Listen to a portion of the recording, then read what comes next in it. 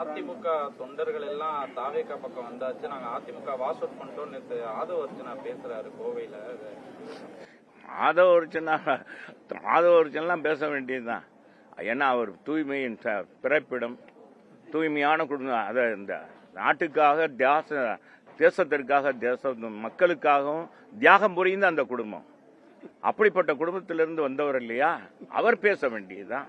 ஏன்னா அப்படிப்பட்ட ஏன்னா இந்த நாட்டில் ஏழைகளின் ரத்தத்தை உறிஞ்சி அட்டையை போல் வளர்ந்த குடும்பம் அந்த குடும்பம். இதைத்தான் அம்மா யாராலும் நிறுத்த முடியாத இந்த லாட்டரி சீட்டே ஒழித்தாங்க.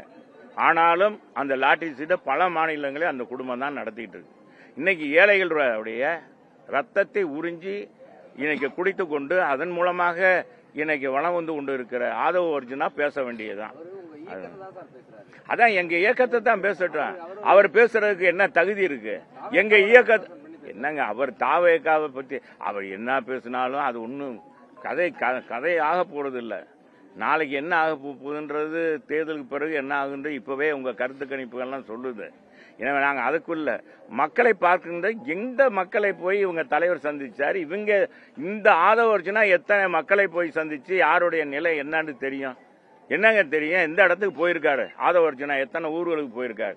சும்மா ஊடகத்தில் பேச வேண்டியது, நீங்களும் அதை கேள்வி கேட்க வேண்டியது, ட்விட்டர்ல போட வேண்டியது, இதுதான் அரசியலா? அந்த ரசிகர்கள் ரசிப்பார்கள். அவருக்கு விஜய்க்குன்னு ரசிகர் இருக்காங்க, அந்த ரசிகர்கள் ரசிப்பாங்க. மக்கள் ரசிக்கிறாங்களா? மக்களுக்காக என்னப்பா போராட்டம் பண்ணியிருக்காங்க? நேற்றைய தினம் இளைஞர்கள் உடைய வாழ்வை இந்த அரசாங்கம் சிதைத்திருக்கிறது. இதுவரைக்கும் வரலாற்றிலே இல்லைங்க. டிஎன்பிஎஸ்சி தேர்வு ரத்து பண்ணதாக வரலாறே இல்லை. அந்த வரலாற்றை மாற்றி எழுதி விட்டாரே ஸ்டாலின் அவருடைய ஆட்சியில. இதை கண்டிக்கிறதுக்கு வக்கு இருக்கா?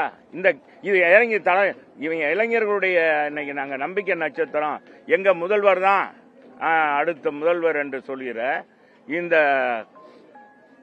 தருதலை ஆதவ அர்ஜுனா என்ன செஞ்சிருக்கணும்?